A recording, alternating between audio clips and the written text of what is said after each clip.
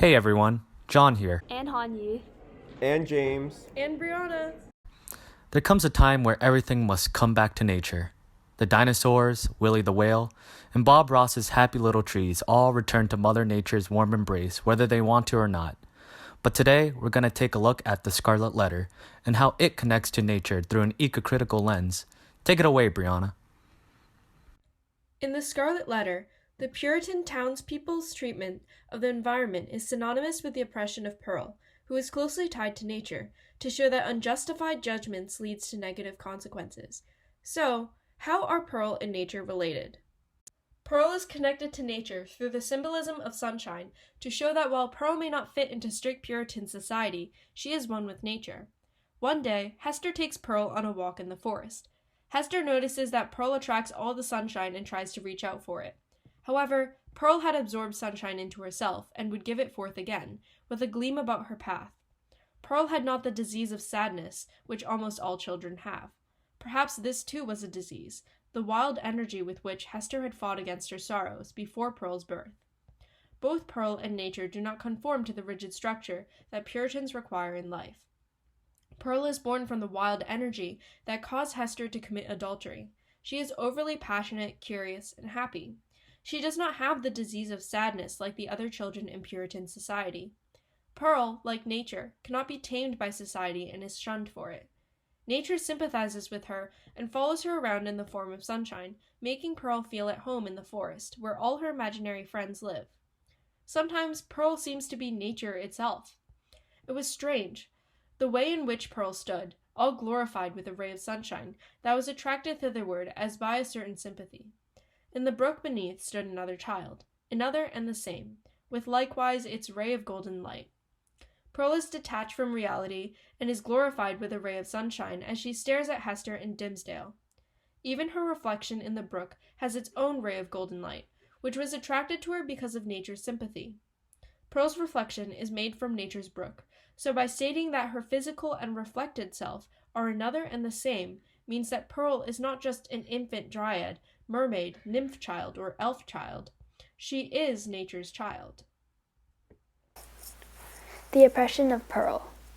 The townspeople are quick to judge Pearl because of Hester and because they do not conform to societal norms. They ostracize her and make her feel unwelcome inside the Puritan society. Although there are no direct quotes from Pearl about how she feels as she is just a child, we are able to generalize from Hester's feelings. On page 58, Hawthorne says, "Every gesture, every word, and even the silence of those with whom she came in contact implied and often expressed that she was banished, and as much alone as if she inhabited another sphere or communicated with the common nature by other organs and senses than the rest of humankind." Because of Hester's Scarlet Letter, the townspeople do not bother even treating her like a person. Rather, they banish her both emotionally and physically, only coming into contact with her when they need her for her seamstress work, and even then, they do not consider the harmful effects of their judgment.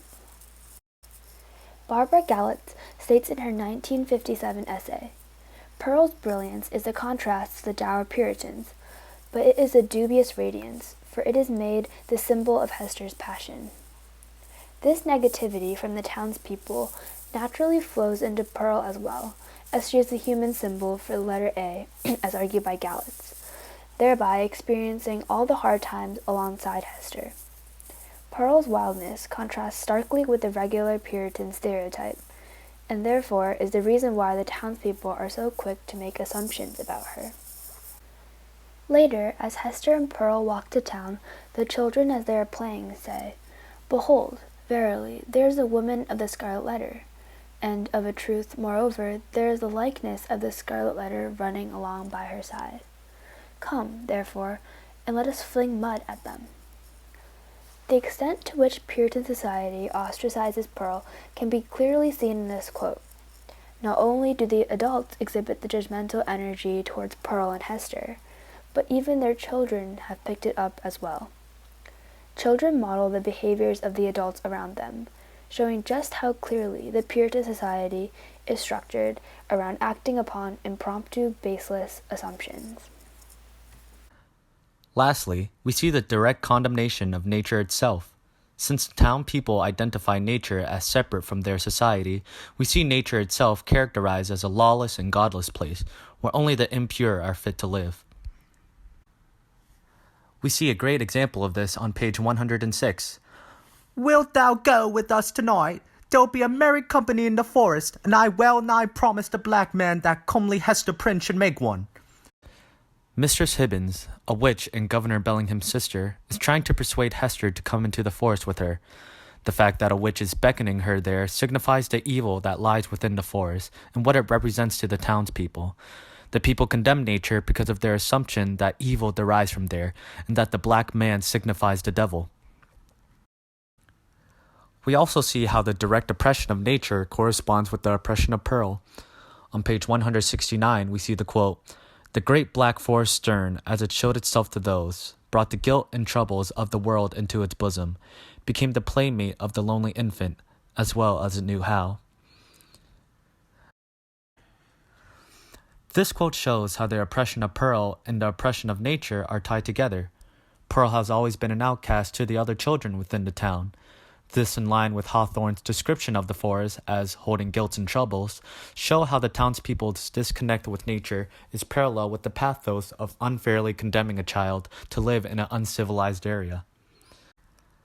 This is further explored in a literary analysis, where Johnson explains that nature in the wilderness, which represented the dark evil in human life, became the transplanted Puritan's enemy.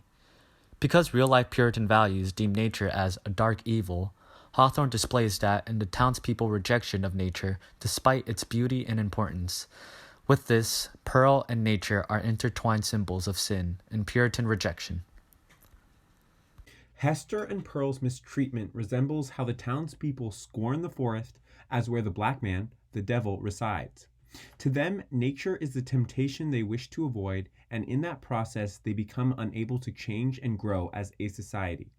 Through the eco-critical lens, the ways in which people handle nature demonstrates how they see it as either a tool or a vice, rather than a living and growing part of the world. This leads to the objectification of Pearl and nature. Pearl is seen as the physical form of Hester's sin, rather than a human being, and nature is the home of the black man, rather than growth and beauty. It also causes an endless cycle of assumptions based on rumors and opinions, rather than the truth, leading their town to be unable to change and grow as a society. An example of this today is fake news. It is so easy to access and create your own breaking news that anyone can make a story about anything they want. Some stories are so realistic that they appear to be a fact, flat earthers, when they are the complete opposite of the truth. This causes us to be stuck in the past like the Puritan town. Hey sisters, James here. Thank you so much for watching the video. Please smash that like button and don't forget to subscribe. If you like the video, comment A down in the comments. Hope to see you in the next video. There will be no next video. All right, bye-bye.